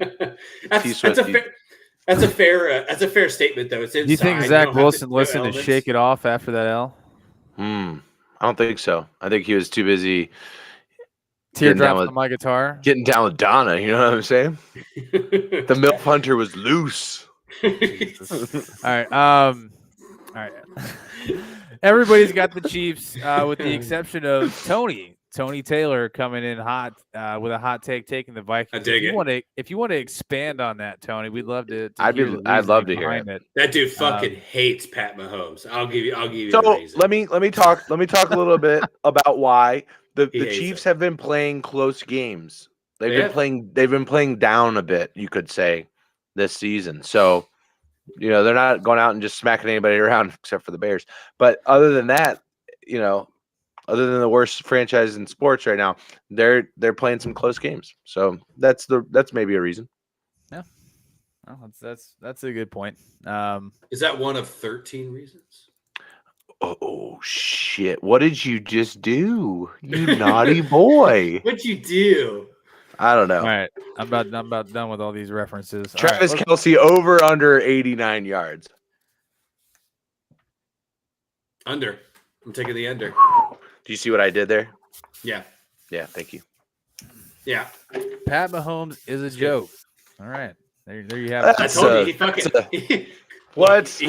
That's a tough take there. Yeah, I hate him too, but I mean, it's because he's really good. That's where most of it stems from. Yeah. The other part being he knows it. Well, yeah, right. Well, like I said, he hates it. That's what I know. I know it. We've shared a lot of conversation in the 7 years that I've known Tony. He hates Patrick Mahomes. Yeah. Well, a man can't have everything, and that man has a crazy wife and a crazy brother. So just be at peace. Just be at peace knowing that his personal life is hell. It's probably why he focuses on football a hell of a lot. So can't blame him there. All right, let's head to the Sunday night game here. This should be the best game of the week. We've got the Dallas Cowboys taking things on the road. NFC matchup, probably an NFC championship matchup, in my opinion, Cowboys 49ers, at least at this point during the season. So, Todd, let's leave this one off. Who you got? Yeah, I'm taking the Niners here, boys. That Niners defense won't have any issues with that Cowboys offense. That's kind of where I currently stand here. I'm resting this on defensive laurels here, but I am interested to see Brock Purdy against the Cowboys defense. Sure. Right. But I think the big thing here that we got to remember is that the Cowboys make their money on pass rush, and the Niners have a top 5 offensive line. So you're already slowing down there.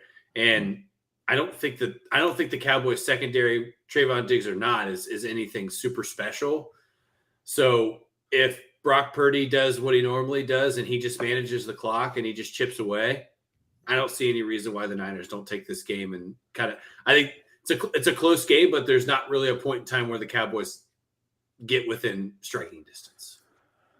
All right. Corey. Aaron is taking the Cowboys over the 49ers, stating the 49ers should win. They look amazing. Just a gut feeling here is what he's going with, taking the Cowboys over the Niners. The Cowboys are averaging giving up at just over 15 points a game right now.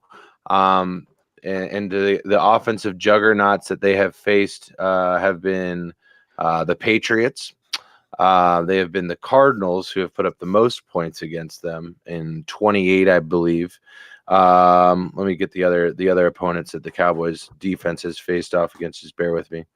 The Giants and the Jets post Aaron Rodgers. So good. They've done good. They've also played the wet blankets of offense in the NFL. Taking the Niners. I like it. Fair enough. Yeah, it seems to be overall everybody's taking the Niners here, and I've learned my lesson on betting on the Cowboys, so I'm taking the Niners here. This just feels like a game that the Cowboys will win, though, and then like Skip Bayless will just be like no pants on for the rest of the week in the NFL. Just like, and the Cowboys are legitimate. They are a legitimate Super Bowl team. Shut the fuck up, Skip. And Shannon Sharp wasn't that good, so. He said that too, Shannon. Got you. He said that to his face. I thought you were saying that, and I did too for a second. I was like, "What?" No. I was in a word perplexed. Yeah. No, that was like the moment. Like there was like a sorry, quick tangent here. There was I saw an interview. I can't remember who was doing it, but it was with Shannon Sharp, and it was that he basically said, "I was ready to kill Skip." That's awesome. I was ready to just you should have done punch him in the face and end his life. Fucking tight. I don't think anybody would have pressed charges because I think we all would have been like dope. Nice. It's one less fucking asshole we have to listen to. Get him a Medal of Honor. Let's see. Tony's got the Niners. The only one needs Tez. Tez is working, so if I don't get that now, we'll get it here in a little bit. All right. Last game that we're going to talk about here. Sad that Carp's not here, man. Not sure what he's getting into tonight, but we haven't seen Carp all evening. So, Carp, if you're out there, hope you're doing all right, man. First week of buys, by the way. Didn't talk about that yet. It is first bye week. First bye week. Aaron's getting a little break. Browns are taking a bye week. Came at a good time. Also, too, excellent strategy scheduling the vacation around the bye week, Aaron. Well done, sir. Yeah. I thought that too when you said he was still on vacation. Like, good for him. That's perfect. Oh, he did. He's like, Browns are on vacation. So am I.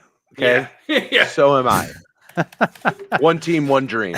We ride or die, man. We ride or die. I'm on their schedule, literally. Tez, I apologize. I missed that comment. There's a lot of action in the chat tonight, and I love it. Love it. Yes. Before we unpack the Monday night game here, as Corey mentioned earlier, we are on all audio platforms: Apple Music, Spotify, you name it, we're there. They'll be up tomorrow if you haven't been able to catch the whole thing. Please make sure to check us out there as well. We appreciate everybody participating in the picks. This is a lot of fun for us, so it's going to be fun moving forward. Hopefully, you guys can continue to join us week after week, so we can kind of stack rank and see who lands where. So, appreciate everybody coming in. It's the reason I get up in the morning, and I have kids, so means a lot, guys. Thank you. Last but certainly not least, hashtag nice fake tits. Hey, Carol. Hell yeah. Fuck yeah, brother. That's what I'm talking about. Fake tits. Oh God. Yep. I need to figure out Clip of the year so far, easily. Oh, easily. Yeah. That might be the clip of the entire show, like the entire channel so far. Yeah. It only took us 3 years to get there, but Oh, I think we finally got it, boys. I welcome. need to get like one of those what are they, stream decks or whatever, so I could Yeah, get it, like, soundboard. Yeah. So I think I know somebody that works somewhere that might be able to hook me up with one of those. Yeah, so. I know a guy that knows a guy where you can. All right, Monday night game. Not looking forward to watching this game in any way, shape, or form. It's the Green Bay Packers headed out to Vegas to take on maybe Jimmy Garoppolo and the Raiders. So still a question mark for this week for him. Leaving the game last week concussed. Should be an interesting matchup here. Who's Aaron got last game of the week? So Aaron says Jordan Love is playing just fine, and the Raiders are already in turmoil. Does Adams get traded before this game? He hopes so. Packers over Raiders. Bold take. Has there been talks of Adams? Oh, he tweeted Cleveland is nice this time of year. Oh wow. Yeah. He ready to get the fuck out. Oh yeah, that's a train wreck over there in Vegas. Yeah, dude. And good for him. He went out and got paid, and then he's fucking over the Raiders, and he's gonna just leave. Sick. I think, yeah. Corey, who do you have? Yeah, so I didn't think Jordan Love looked very good on Thursday night. I thought he looked pretty bad, actually. That being said, I'm in total agreement about the dumpster fire that is the Las Vegas Raiders, being run by what is the NFL equivalent to the Mad King from Game of Thrones. Just a ridiculous appearing human being in Mark Davis. Has been getting his hair cut by the same blind woman for the last 25 years. And I think him and his dad went to the same place. His dad was like balding at one point, but Mark Davis, it's absolutely fake hair. It has to be. It has to be at this point, right? The Raiders are fucked up, man. They're fucked up at a head coaching perspective from the roots. Everything's just a little weird going on there, and it's just a matter of time before Jeffrey Bezos throws a bunch of fucking money at Mark Davis and buys the Las Vegas Raiders. Bold take of the night. Ooh. Wow. I don't know if they'll ever give up the Raiders. It would have to be an astronomical amount of money. Well, he's got it. Yeah, I was gonna say, if there's a guy that's got that money. I understand that he could buy that team 100 times over. Here's $70 billion. Well, that's the interesting thing is the move from Oakland to Vegas, I think, added like $2.1 billion of value to that franchise. Yeah. Because that's the whole reason that Oakland's moving to Vegas too. It's just the A's. Yeah, the total. Yeah, sorry, I guess they're both from Oakland. The Las Vegas A's has a nice ring to it too. It'll look nice next to that big ass Sphere venue too. That Vegas stadium. A's. That's where it's going. It's going next to the Sphere. So that'll be interesting. Aces are wild. They already have the Aces there. Yeah, the WNBA team. Yeah. Good point. All right, Todd, who do you got? Yeah, the Raiders are just a fucking nightmare of a franchise. You said that about like 4 teams so far this week. Have I been wrong? Raiders. No, you haven't. It's just funny. I just said it about the Bears, the Raiders, and the Broncos, and so far I feel like I'm 3 for 3. Batting 1,000 on the evening. I specifically just I think the person I feel the worst for on that team, and I think this is kind of a cold take on mine, is Max Crosby. because I think as a whole, you look at him in terms of like or maybe Chandler Jones, just based on what's happened in recent days. Shit. That really, I think a lot of people are making fun of him, and I have a real legitimate problem with that because that dude is clearly going through something and he needs help. He's help. He needs a lot of help. And people that are trolling him. What did he get arrested for? I don't know. Well, I know that it stemmed from the IG Live that he had, where he just said some of the most outrageous shit I've heard somebody say in quite at some time. So was it? I thought it was like misdemeanor theft or something. I don't know. Yeah, I don't really care. But anyway, I feel bad for Max Crosby because it clearly is the only piece of that defense that is worth value, that's playing right now, that's worth some value. And I feel like it's just wasted talent.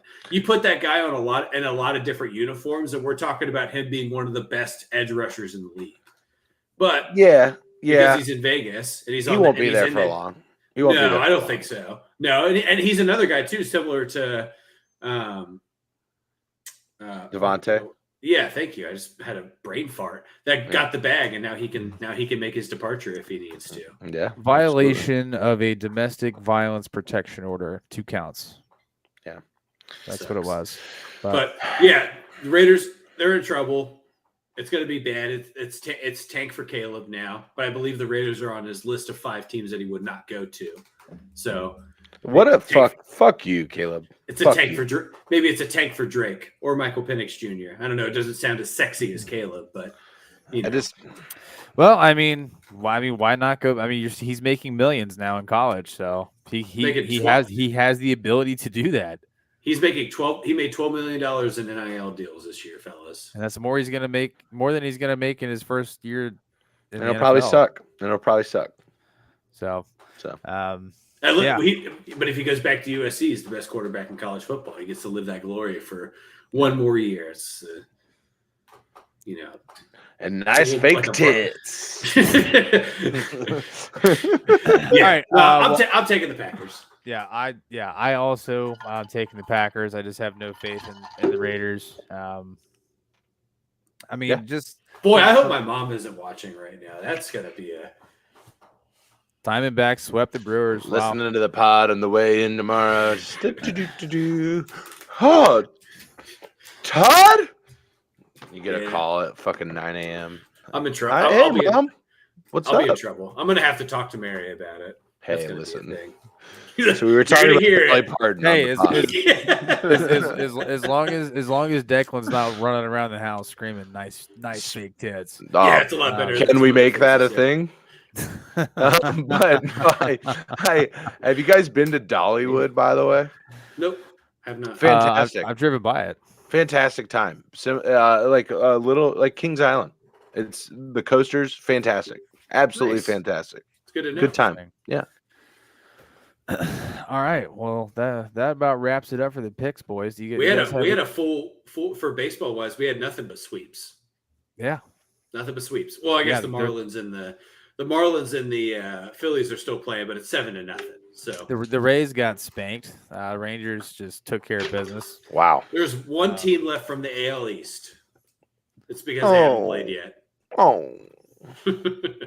I would like to see the Orioles do a little bit of damage here. Yeah, I just hate their city with a passion. Yeah, it's fair. Baltimore is just look. Here's the thing. As a baseball fan, if I have to deal with the fucking Astros and Braves in the World Series again, you will. I know, but I don't want to. That's what I'm saying. I hear you. I hear you. It's like I'm sure it's how everybody felt when the Lakers and Celtics played each other in the finals every year for 40 years before. Yeah, but almost not really, because like now it's like if that were to have happened now, like Lakers and Celtics, like we would have just been getting it jammed down our throats through social media and the 24-hour news cycle. Like back then, it was like you open the paper, you flip on the nightly news, and that's when you see the sports stuff, and it's like, wow, they're so good. This is crazy. The run they're on. Now it's just like Lakers, Celtics. Like it's just the cock gobbling is just astronomical at this point. Yeah, yeah, it's tough. Also, is Aaron Rodgers? Go ahead. Is Aaron Rodgers going to play football this year? I don't know, man. Have you been keeping up with this motherfucker? It's He's walking. He's walking pretty much. This is bananas. BANANAS. It's crazy what this motherfucker is doing. He had right surgery a month ago for a torn Achilles, and now he is walking under his own power without. Not even a month ago. I think we need to live stream us all on ayahuasca just to see what it's like, because apparently it has no. Boy, some stuff would come out from all four of us that we can never come back from. The demons would come to fruition, and it would be. We're not even big enough to be canceled. We get fucking canceled. I'd be like, yeah, I'm drinking it. Yeah, and I just sit there like this. What were you gonna say, Bob?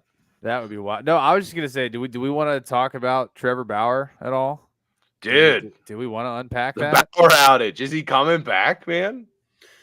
You know what? It's an interesting thing to. I think that he is a part of a he's blacklisted in baseball, and which is absolutely ridiculous at this point. Like finding out, like 2020 hindsight, like I want to come out and say that I like put myself out there a little bit when this first came out and was like, I don't know that he's guilty. Like Bobby and I had that same conversation on this podcast at the very, very beginning when all this shit went down. And we were like, it's hard. You can't. Here's the thing: is that you can't. We also don't know that he's not. You know what I mean. We don't know that what he's saying is the truth either. But if you didn't see it, basically, Trevor Bauer like aired the dirty laundry. Was it 2 days ago or yesterday? Yeah, 2 nights ago, he aired it out, basically saying, "Look, now that everything's done, I can finally show you all the text messages." Her text messages were released, where basically she was telling her friends, like, starting pitcher for the Dodgers is fucked. Like, I'm gonna go get him. Like, she's like filming him while he's asleep in bed, and she's like, showing herself smirking. That's the day that she claims that he like choked and beat the shit out of her and shit like that. Like, and then he was never formally charged of anything. He never paid her a dime.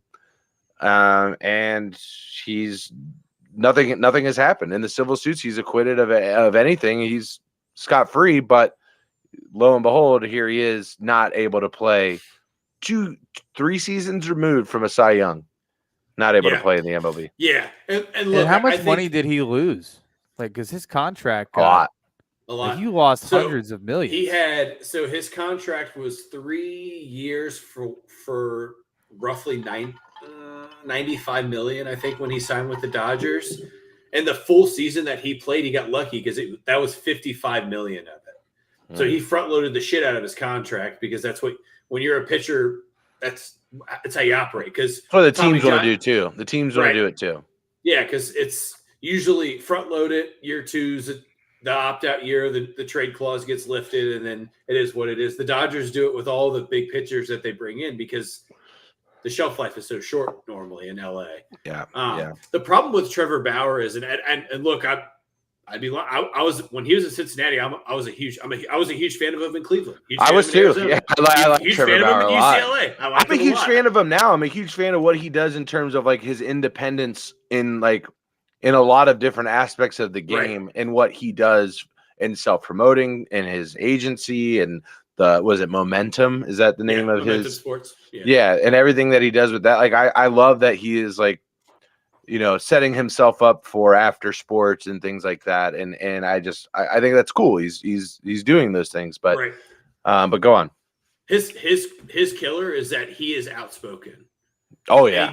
And Bobby and I have discussed at great lengths that if there's something that you don't do in baseball, is that you don't go against Rob Manfred and the thumb, right? That is the old guard of baseball. You don't go against him. You don't challenge him. You don't question him, right? I'm sure we all remember the whole fucking cleat thing that he went through, that he got told right before a game that he couldn't wear cleats, and it was a part of a charity event. He had raised a bunch of money to wear these cleats, and then Major League Baseball was like, you don't wear them, or if you wear them, you're suspended. Yeah. And when he posted that on social media, that's the kiss of death. right? So even with everything being dropped, charges dropped, everything, I don't foresee him ever playing and pitching another inning in Major League Baseball. If he does, it's going to be a small market team that gets him on the cheap. And he gets a vet minimum contract. Hey, I don't know about that. Reds will take him. Please. I will happily welcome him back with open arms. Yeah. So. No, I do. I don't think that. I don't. And here's the thing is that he took no money to play in Japan. He basically played for free because he wanted to pitch. Yeah. And at the end of the day, if Trevor Bauer is anything, he's a fucking baseball player. And he also won the MVP award as a pitcher, I'm pretty sure, in Japan, if I'm not mistaken. He did. Yeah. But he's a ball player. And he said that before all of this stuff went down. He's like, if I ever got the chance to play in Major League Baseball again, I would do it for the vet minimum because I want to play baseball. Yeah. Like, that's my goal is I want to be out there on the field. I don't give a shit about all the rest of the stuff. He's trained his whole life to be a baseball player. And to that point, like we had talked, I had mentioned it. We didn't really discuss it in our group chat, and we don't have to go great lengths because I know we're towing a line here. But like, I even said this when the Deshaun stuff was coming out, like, and I don't know, and I'm not trying to discredit any of the victims of Deshaun or anything like that. But what I am saying is like the people that do it to exploit or like take advantage of somebody that has a lot to lose and that are like falsifying these things.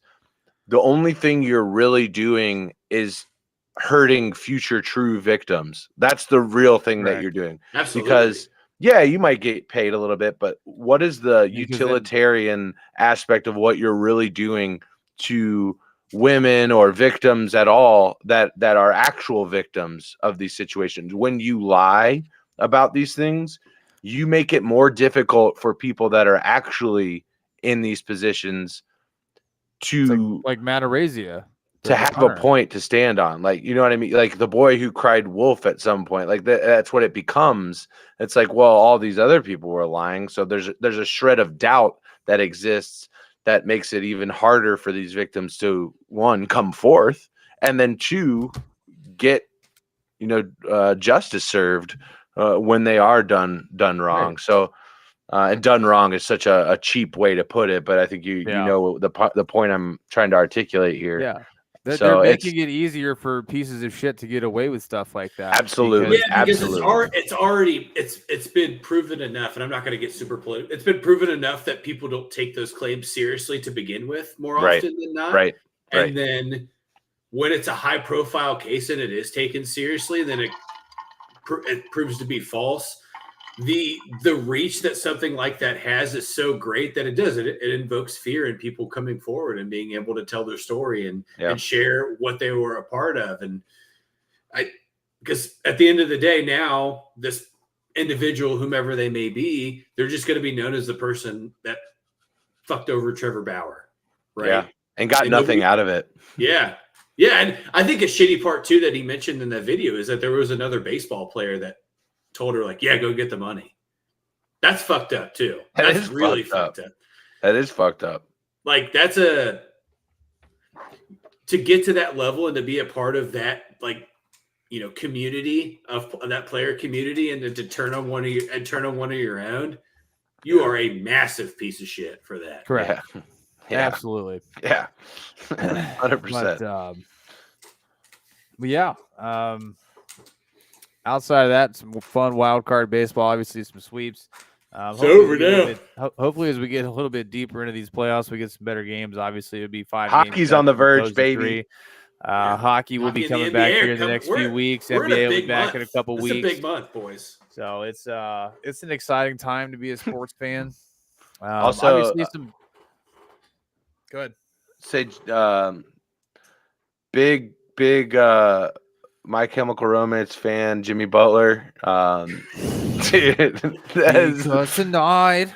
Dude, the funniest fucking shit I've ever. I love Jimmy Butler so much. He said, "This is my Halloween. Let me have it." Dude, that's what he said. It's fucking awesome. It's so awesome, bro. He's already back in braids, but That was a hell of a photo shoot day, The though. Heat were very, by the way, the Heat were very upset that he did that. The organization Fuck was him, dude. and he was like, "It's media day. I don't give. It's my picture day. I get to do what I want with it." It's so awesome. It's great. So awesome. The fact that I if the Heat don't capitalize on fucking putting a monster poster of him outside of the arena, you fumbled so bad. Yeah, lean into it. Don't run away from it. Can you Yeah. imagine like the homage T-shirts that have like cartoon Jimmy Butler like that? You make so much money off of that. That's an international moneymaker. They could literally just make shirts that like they could do whiteout nights and like tonight will be the night, and then just have a picture of Jimmy Butler. God, that would be fucking awesome. And I would buy one because that's It has to be hilarious. a blackout though. It has to be blackout. I know Yeah. Miami. I Oh, know right, Miami's. right. I know Miami's white out night, and like on South Beach, you wear all white. I get all that, but like When I was a young boy. exactly, Father. the Black Parade is in full effect. Exactly. Yeah. Yes, Oh shit! All right, boys. I think that's a podcast. I think so. Podcast. Chat. You guys were fantastic tonight. Beautiful people. Too many people to shout out. Appreciate Thank you, all thank of the you, thank you. comments, all of the picks. You guys are making this something very, very much to look forward to week in and week out. Couldn't do without you. For last time, for those of us that are catching this late and listen to us on Spotify, thank you. Spread the word. We are live every Wednesday night at 8:30. If you want to catch one of the live shows, thanks for popping in. And we'll catch you guys next week for week 6. We're almost a third of the way through the football season already, boys. Damn. God damn it! I'm sorry. But we'll see you next week. Week 6, pick 'em. Just beat the Cardinals, please, God. Todd, one more time. I can't. I'm not gonna incriminate myself. All right. Good call. Good call. Peace out, chat. See you guys.